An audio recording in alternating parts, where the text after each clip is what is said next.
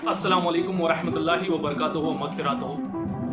आप सभी मेरे दोस्त अहबाब, मेरे साथियों को पता है कि कोरोना जैसी वबा बहुत तेजी से फैल रही है, खासकर हिंदुस्तान में और खासकर कर्नाटक। सो हमें इस कोरोना जैसी वबा से, कोविड-19 जैसे वायरस से हमें डरना चाहिए या उससे लड़ना चाहिए, इसी के बारे में कुछ इंफॉर्मेशन मैं आपको, कुछ ओपिनियन मेरे से आपके साथ शेयर करना चाहता हूं।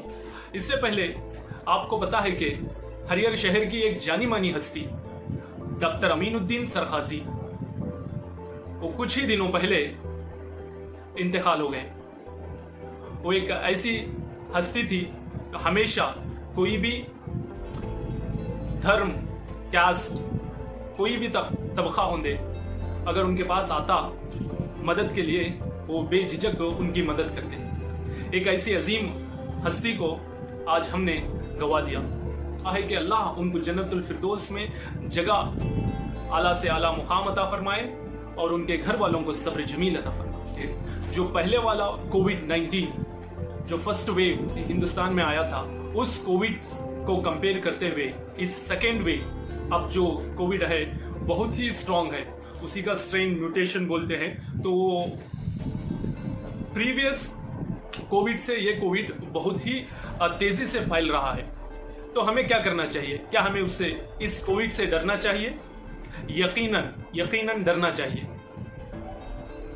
अगर आपका दुश्मन कोई धारदार हथियार लेकर घर के बाहर ठहरा है और वो आपको मारना चाहता है, कत्ल करना चाहता है, तो क्या आप घर के बाहर जाओगे?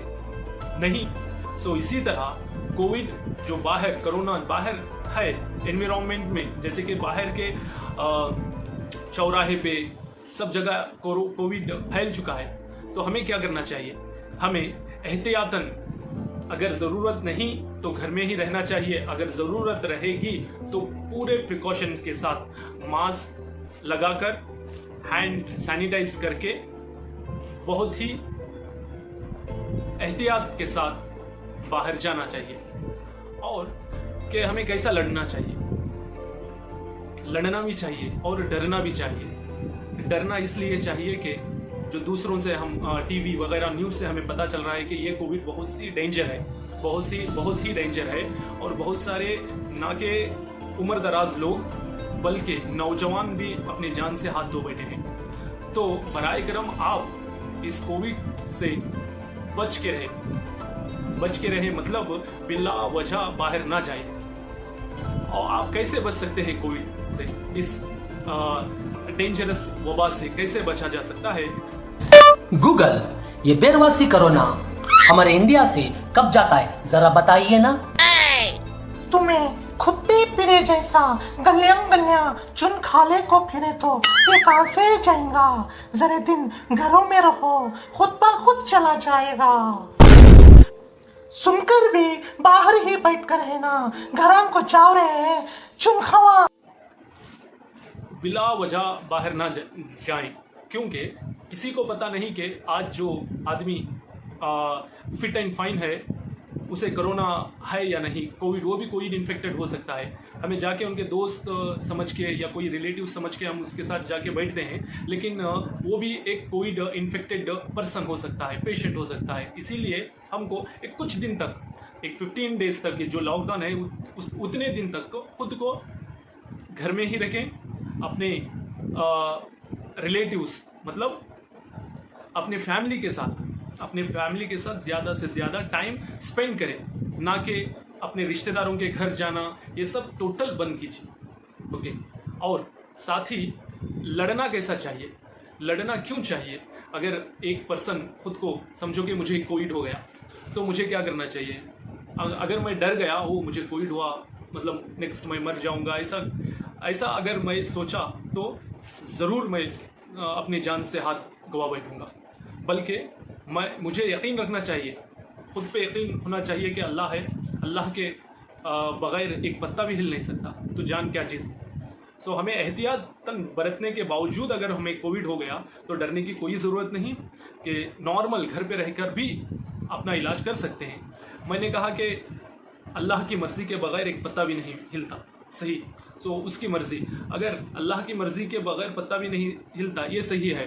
अगर यही एक हदीस को अपने ज़हन में रख कर अगर आप बाहर जाएं विदाउट मास्क के, विदाउट सोशल डिस्टेंस के बोले कि अल्लाह की मर्ज़ी रहे तो हमें जाने का, जैसा बोले अगर बोले तो वो बेवकूफ़ी होती। क्योंकि अगर अल्लाह की मर्ज़ी के बगैर पत्ता नहीं हिलता तभी उन्हें ही अल्लाह ही जान बख्शने वाला है और जान लेने वाला है। ये बोल के आप जाके ट्रेन की पटरी में ठहर कर, ट्रेन आती हुई ट्रेन की पटरी में ठहर के अल्लाह चाहे तो मेरी जान जाती, नहीं तो नहीं बोल के ठहरे तो वो क्या होती? खुदकुशी होती और बेवकूफ़ी होती। तो उस खुदकुशी करने से बचे। सुसाइड और खुदकुशी इस्लाम में क्या है? हराम और नाजायज़ है। सो आप विदाउट मास्क के बाहर, विदाउट सैनिटाइज़र के अगर बाहर जाएंगे, सोशल डिस्टेंसिंग मेंटेन नहीं करेंगे तो आप खुदकुशी कर रहे हैं, सुसाइड कर रहे हैं, ये गुनाह है। सो इसीलिए आप सभी से मेरी गुजारिश है कि घर पर रहें। वेरी इंपॉर्टेंट एक बात आपसे बताना चाहता हूँ कि क्या ये कोविड, क्या ये वबा चले जाएगी? क्या इसको पूरा ख़त्म हो जाएगी? नहीं, ये जाने वाली नहीं है, बल्कि ये हमारे साथ ही रहेगी। कोरोना, कोविड, ये वबा नहीं जाने वाली। सो इससे कैसे बचें? सो ये एक ऐसा तरीका है, हमेशा मास्क, सैनिटाइज़र, सोशल डिस्टेंस एक, और उससे ज़्यादा मेन इम्पॉर्टेंट वैक्सीनेशन। वैक्सीनेशन बहुत ही इम्पोर्टेंट है। सो मतलब वैक्सीनेशन ही एक ऐसी इलाज है, दवा है, जिससे हम कोविड से बच सकते हैं। सो बराए करम इसको नेगलेक्ट ना करें।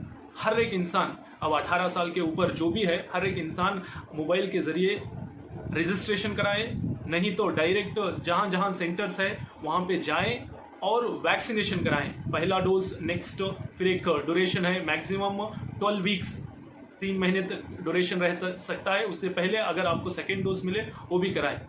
वैक्सीनेशन से दूर ना हटें, क्योंकि वैक्सीनेशन ही एक ऐसा जरिया है जो आपको कोरोना जैसे वबा से महफूज रख सकता है।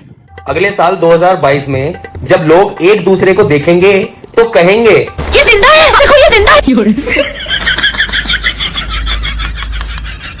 हाँ, इसे कॉमेडी के कुछ क्लिप्स शेयर करने का एक ही मकसद है। अगर इंसान हैप्पी, खुश रहेगा तो तंदुरुस्त रहेगा। अगर खुश नहीं रहेगा, सैड रहेगा, उदास रहेगा तो उसका इम्यून सिस्टम वीक हो जाएगा। तो हमें उदास नहीं रहना चाहिए, हमें हैप्पी रहना चाहिए, हमेशा खुश रहना चाहिए, अल्लाह का शुक्र अदा करना चाहिए। जो ग़िज़ा है आपकी, खाना, वो खाना चाहिए। ज़्यादा सब्ज़ी, प्रोटीन वाला आइटम्स लेना चाहिए। उसी के साथ साथ एक्सरसाइज, 1 घंटा वॉक, मिनिमम 1 घंटा चलना चाहिए, वॉक करना चाहिए मॉर्निंग और else evening night. Exercise very important, 1 घंटा एक्सरसाइज करना चाहिए। इससे आपकी हेल्थ बहुत ही फाइन और फिट होगी, इम्यून सिस्टम स्ट्रांग होगा, जिससे आप इजीली कोविड से, कोरोना जैसी वबा से लड़ सकते हैं।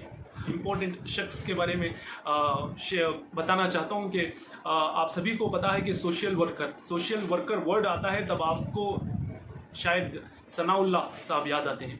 तो सनाउल्लाह साहब एक ऐसी हस्ती है, वो बेझिझक ना बहुत सारे कैस्ट के लोगों, हर एक धर्म के लोगों को वो मदद किए हैं। और ख़ास कर इस कोविड जैसी वबा में, जहाँ पे अपने भाई की लाश को भाई जाके टच नहीं कर रहा है, रिश्तेदार सामने नहीं आ रहे, ऐसे मौके पर सनाउल्लाह साहब हर एक की मदद कर रहे हैं। और मुसलमानों को प्रॉपर, वैसे पेशेंट्स को जो इंतकाल कर गए उनको सही तरीके से उनको गुस्ल देकर, शरीयतन जो इस्लामी तरीक़ा है उसके साथ गुस्ल देकर नमाज जनाजा पढ़ाकर उनकी तदफीन की जा रही है। ये सब सनाउल्लाह साहब बहुत ही अच्छे अंदाज में सोशल वर्क, खिदमत खल्क कर रहे हैं। तो दुआ है, मेरी एक दुआ है अल्लाह से, या अल्लाह इनकी उम्र में दराजी अता फरमाए और इनको सेहत और तंदुरुस्ती दे और ज़्यादा से ज़्यादा इनको खिदमत खल्क करने का एक जज्बा दे। आमीन। अस्सलामु अलैकुम व रहमतुल्लाहि व बरकातुहू।